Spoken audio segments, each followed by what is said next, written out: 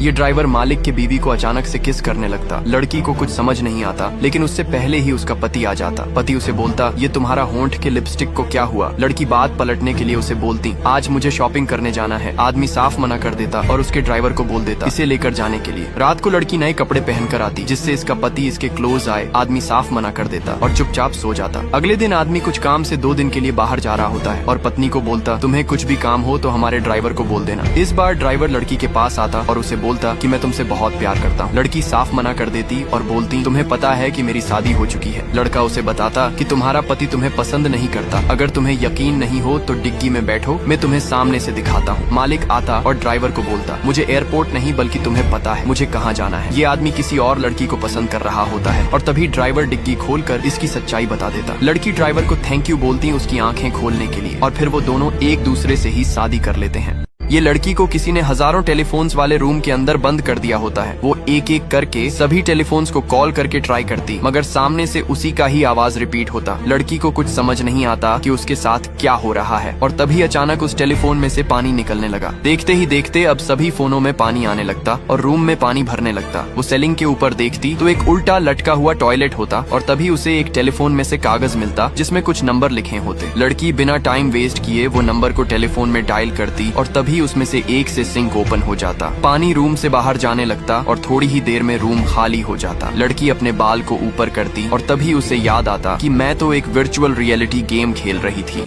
किसी ने इन दोनों लोगों को फुली व्हाइट रूम में बेहोश करके बंद कर दिया होता। लड़की को जब होश आता तो वो इस लड़के के साथ पाती और पूरी तरह डर जाती। लड़की दरवाजा खोलने की कोशिश करती मगर वो लॉक होता और तभी लड़का इसे बताता कि ये तभी खुलेगा जब मेरा डोपामाइन बढ़ जाएगा। लड़की बोलती, डोपामाइन बढ़ाने के लिए कम से कम हमारे पास मोबाइल तो होना चाहिए। लड़का बोलता, हमारे पास फोन तो नहीं है मगर एक आइडिया जरूर है। वो लड़की को पास में बुलाता और उसके कान में बोलता, हम बिना मोबाइल के भी साथ में संबंध बना सकते हैं। लड़की उसे झापड़ मारती और उस ठरकी को दूर जाकर बैठने को बोलती। थोड़ी देर बाद लड़की को जोर से पेशाब लग जाता और वो लड़के को बोलती, तुम्हारे पास कुछ आइडिया आया क्या बाहर जाने का। लड़का मना कर देता और तभी लड़की उसके पास आकर पूछती, क्या तुम्हें अंडरवेयर पसंद है। और तभी वो अपना स्कर्ट ऊपर करके दिखाने लगती। लड़का उसे दूर जाने बोलता और लड़की फिर से दरवाजा खोलने की कोशिश करती। इस बार लड़की को पेशाब कंट्रोल नहीं होता तो वो लड़के के पास आती और अपना कपड़ा खोलने लगती जिससे कि इसका डोपामिन इंक्रीज हो। लड़का आंख बंद कर लेता और तभी वो इसका निचला हिस्सा जोर से दबाती और दरवाजा खुल जाता। ये आदमी किसी भी जगह में से आराम से बाहर निकल जाता और अपने आप को पहले के रूप में ढाल देता। ये लोग उसे गोली मारते पर इसे कुछ भी फर्क नहीं पड़ता और जान बचाने के लिए लिफ्ट में चले जाते। आदमी तलवार घुसाकर लिफ्ट को दोनों बाजू से खोल देता और तभी वो इसे गोली मारते, लेकिन फिर से वो अपने पहले के रूप में आ जाता। आदमी लिफ्ट के ऊपर कूदकर इन्हें तलवारों से अलग अलग जगह पे मारता पर किसी को भी तलवार लगती नहीं। नीचे आते ही वो लड़के की कार को छीनते और वहाँ से भागने लगते। आदमी लिफ्ट के अंदर से अपने आप ही बाहर आ जाता और इनका पीछा करने लगता। ये लोग उसे बहुत गोली मारते पर इसे रत्ती भर भी फर्क नहीं पड़ता और इनका पीछा करते जाता। आदमी इनके कार के पीछे लटक जाता और कांच तोड़कर अंदर जाने लगता और तभी इनका बॉस अपनी शॉटगन निकालकर इसे कार पर से नीचे गिरा देता। गाड़ी पे पड़े आदमी के शरीर के टुकड़े को लड़का देखता और उसे नीचे गिरा देता। आदमी पीछे से आकर अपने जूते के हिस्से को फिर से जोड़ लेता और वहाँ से चला जाता अपने दूसरे प्लान को एग्जीक्यूट करने के लिए।